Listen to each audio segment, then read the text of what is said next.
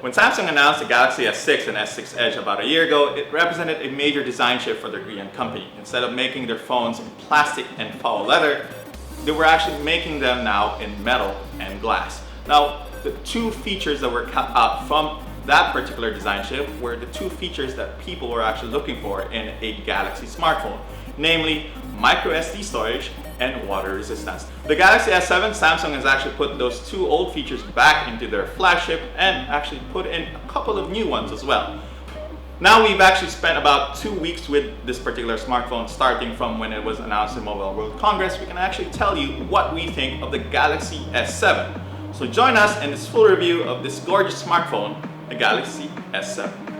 Samsung's newest flagship looks a lot like a phone released last year, and while many readers are peeved at the Korean company for the iterative look of the Galaxy S7, we're more inclined to cut them a little slack.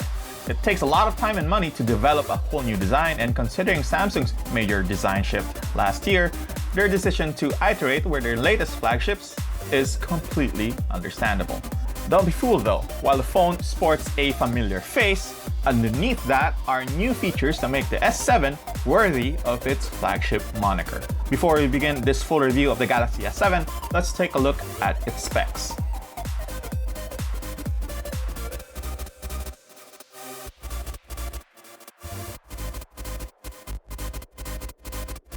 Like we said earlier, Samsung has chosen to iterate rather than innovate with the design of their latest flagship. Considering that the previous iteration looked swanky enough on its own, Samsung has chosen to do minor tweaks to the design instead of starting from scratch. Those tweaks include more rounded corners, a flatter home button that sits almost flush against the body of the phone, and curves on the edges of the back panel a la the Galaxy Note 5. The biggest change in the design of the phone is undoubtedly the camera module on the back, which now sits flusher to the main body compared to the previous iteration. The protruding camera was a main pain point in the Galaxy S6, and we're happy to see that has been improved with the latest flagship. The phone sports thin side and top bezels, which makes it a rather compact phone even if it does have a 5.1-inch display. The curved sides on the back make it a pleasure to hold in the hands and allow even the daintiest of fingers to reach the entire breadth of the display. The volume and power buttons located on the left and right side of the phone, respectively, are easily within reach. The S7 uses a typical micro USB port instead of the more high-tech USB Type-C that other flagships favor. We love the new standard, but looking for spare cables and accessories for it is frankly a pain in the ass, something that Samsung is probably aware of. The S7 brings two features that were cut in last year's iteration of the flagship: water resistance and micro SD expansion. You can now stuff in a micro SD card up to 200 gig inside the S7 if you're willing to give up one of the SIM slots in the phone.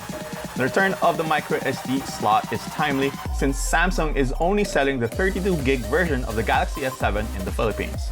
In terms of water resistance, the Galaxy S7 is IP68 rated, which means it can be submerged to depths up to 1.5 meters for 30 minutes without any problems. This is a great feature that's sadly missing in a lot of flagship smartphones, since you now don't have to worry if your phone gets wet in the rain or if it accidentally gets dropped in a pool or a toilet bowl. Embarrassing.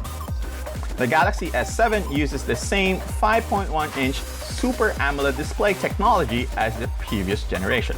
That means you're getting a vibrant display with saturated colors, deep blacks, and overall excellent viewing angles and outdoor legibility, though some people may not prefer the oversaturated colors that come with Samsung's Super AMOLED tech.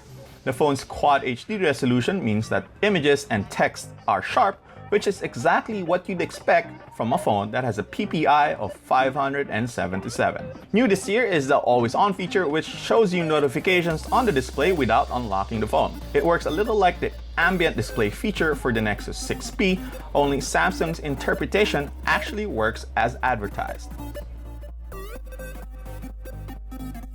Two versions of the Galaxy S7 will be offered by Samsung. One running Samsung's homegrown Exynos 8890 octa-core processor and one running Qualcomm's Snapdragon 820 quad-core SoC. In the Philippines, only the Exynos 8890 processor will be offered to consumers, though people hoping for the Snapdragon 820 processor shouldn't be bummed out.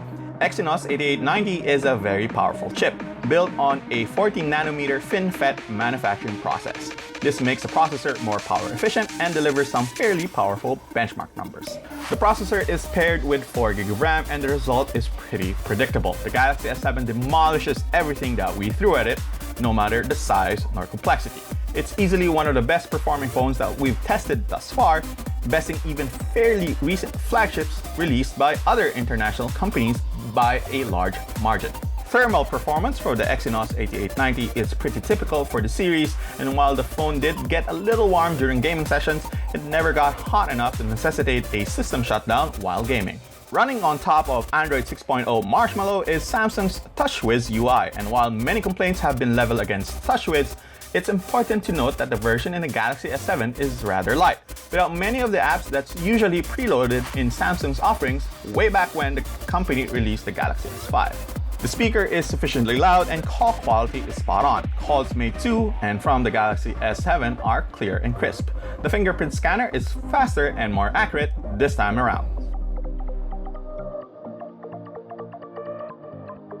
One of the biggest changes in the new flagship is the 12-megapixel rear camera. While it has less megapixels than the previous iteration, the trade-off is that the camera sensor has a bigger 1.4 pixel size, which collects more light than your standard phone camera.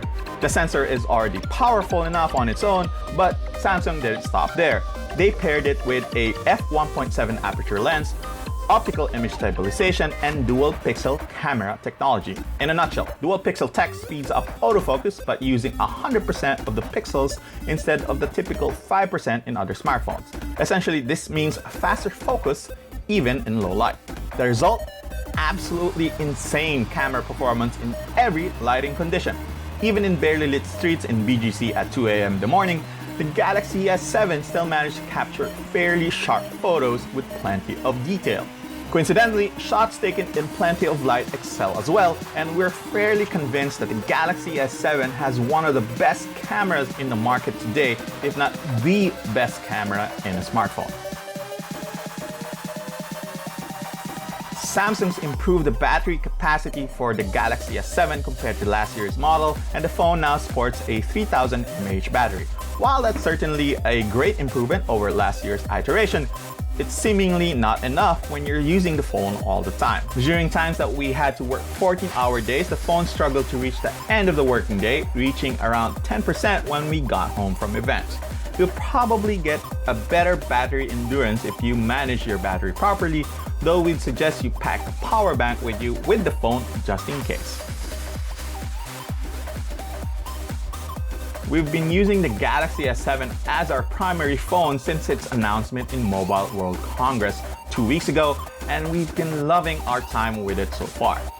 Don't let its familiar looks fool you. It's a whole new beast on the inside. While it falls short of our expectations in battery life, the S7 pretty much nails everything else, and its superior low-light performance can even put some DSLRs to shame.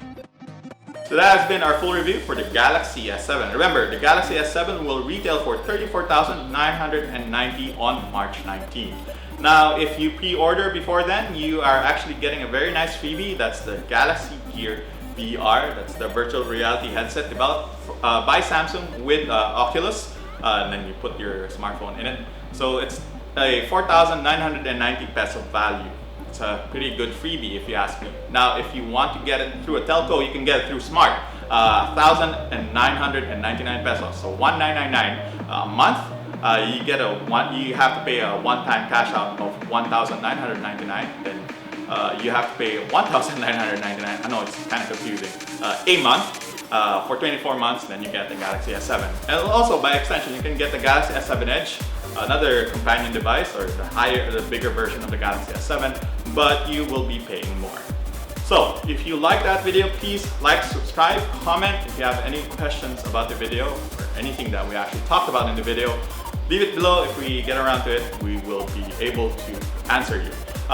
Again, subscribe so you can get notifications when our latest video, our next video will drop. Thank you very much, Unbox. My name is John. Peace out.